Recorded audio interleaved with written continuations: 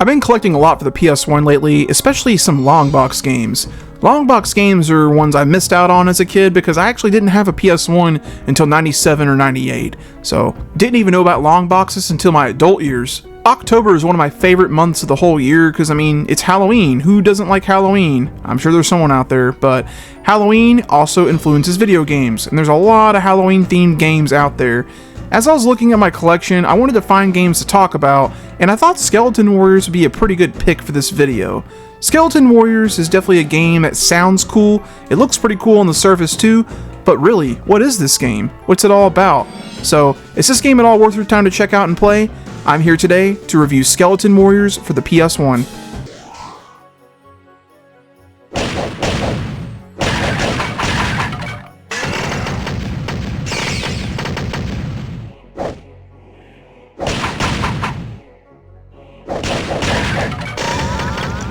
Skeleton Warriors was released for the PS1 in 1996. It was developed by Neversoft and published by Playmate Interactive.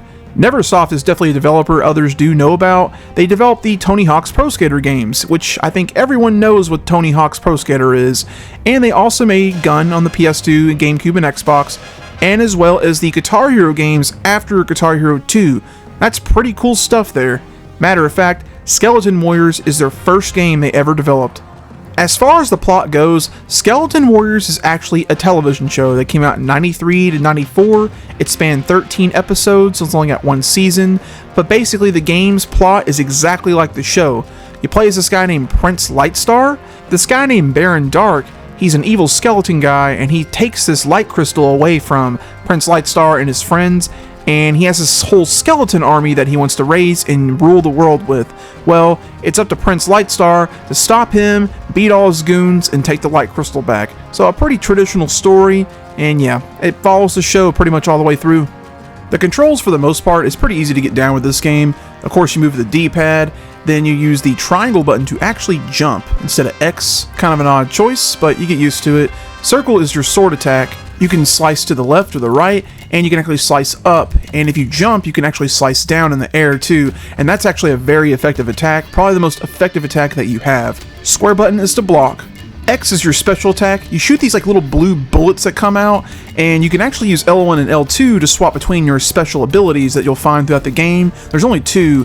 One of those gives you like a tri-shot that you can do, and then the other is like a little red fireball thing that comes out like a grenade, and they get stronger as throughout the game as well. You've got a couple different functions too you can do. You can double tap over and you'll run faster. And if you hold up, you can actually climb on ceilings too. You'll have to do this in a couple parts of the game, but you can get to places that you normally can't reach that way. With it being a traditional beat-em-up platform game, the objective is very simple. Get to the end of the level, move on to the next. With this game being more on combat than platforming though, there's a lot of sections where you're going to fight Skeleton Warriors, and that's just the big focus of this game. Lots of combat, so definitely a beat 'em up. It starts off pretty easy in the beginning, you kind of just fight a lot and you jump sometimes, but as the game goes on, yes, there are a lot more sections where you can die easily, and you gotta do a lot of platforming involved and climbing on ceilings and such. As the manual mentions, there are 4 missions entirely in the game. Each mission has like a handful of levels, and it's all side-scrolling for the most part, but there's some sections too where you're on like the swoop bite thing, looks like from Star Wars, and it's kind of just a bonus round. You just kind of shoot from a third-person point of view, and if you die, there's no penalty, but you really just kind of shoot around for a little bit, and that's about it. There's a boss at the end of every mission too that you'll have to fight, and whenever you kill them, they come back to life for a second round, so you have to kill them twice technically, and sometimes there's a mini-boss in missions too, but you don't see those too often. There are some collectibles in this game that you will come across quite often. Notably, Skeleton Warriors, when you kill them, they actually aren't completely dead. They drop an item, and you have to pick that item up, and if you don't, they actually come back to life in like 5 seconds.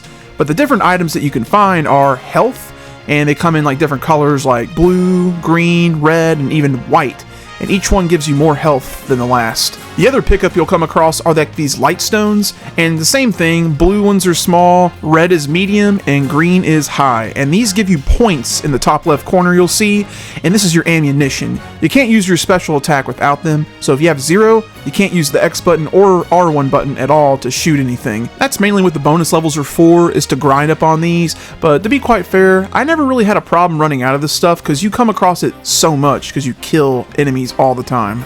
Skeleton Warriors is very old school in how it plays. There are no saves, no passwords, no checkpoints, and no continues in this game.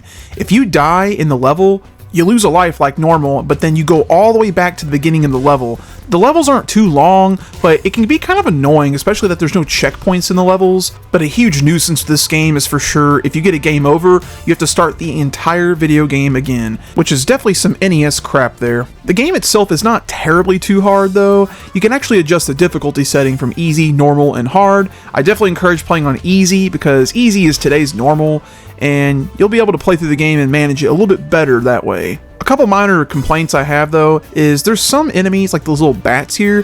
What the hell? I can't even barely even see this. It blends in with the background. It can be kind of annoying to fight those things. They don't do a lot of damage, but just shit. It's just like in the way and I can't see it. This one particular section, there's an enemy shooting at you off screen, and in order to go further into the level, you have to kill him. But the problem is, with the little item that he drops, you can't grab it because it's off screen. You have to wait for him to come to you and then kill him. It's kind of annoying when stuff like that happens. With it being a straightforward game, some of the levels are kind of weird. Like this one here, you have to go through these tubes and there's these like little spike ball things that come down like boulders, and you really can't do nothing about those because there's enemies in front of you. You gotta kill them, but they'll stun you. So it's like you're gonna get hit by something, and I'm not too sure why they designed this kind of level in this way. The boss fights in this game though, they are kind of fun. If you master that downward attack in the air, man, you can destroy these bosses no problem. Some of them don't even pose much of a threat. The final boss in particular can be kind of tough, but if you manage to just know how to block and attack properly, you'll get through it pretty easily against these bosses. With Skeleton Warriors, the pros definitely outweigh the cons. I think this game is pretty fun to play, honestly. It's really fun, has a good rhythm to it, has good sound effects, especially when you kill the skeleton guys. It was pretty creative too to make it to where the skeletons can come back to life and you gotta take their item. Definitely gives the game a unique flavor to it. The levels themselves are pretty fun to go through. They definitely have decent level design for the most part, except for a few of them, I thought. And it definitely nailed it just being a good beat-em-up platformer like Battletoads or something. Kind of a downer though that this game is actually just a one-player game. It is not co-op, and that really I think would have elevated the game, but as a single-player experience, I definitely think this game is worth checking out. Skeleton Warriors is for sure trapped in its own console generation. It's never ever been re-released. Thankfully though, this game is not that expensive.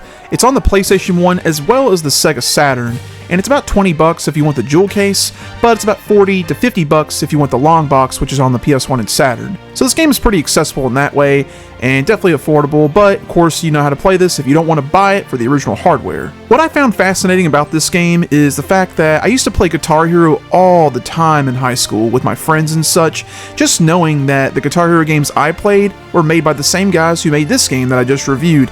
It's really cool to see games for developers that we all know, to see where they kind of started and how they grew as a developer as they make games over the years to continue. Thank you guys so much for watching this video. If you enjoy this kind of content, be sure to give it a like. You got something to say? Leave a comment down below. And of course, if you want to see more content like this in the future, be sure to hit the subscribe button. Thanks again for watching. Take it easy.